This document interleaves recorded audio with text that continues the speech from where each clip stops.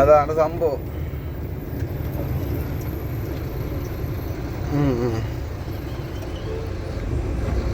അതാണ് സംഭവം. എന്താ ചെയ്യാൻ? ശരിയടാ. ഹലോ, വാ വാ.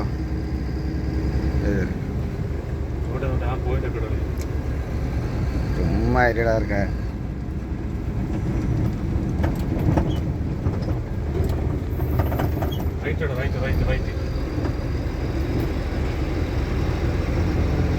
അതിനൊക്കെ തമാശ കളി.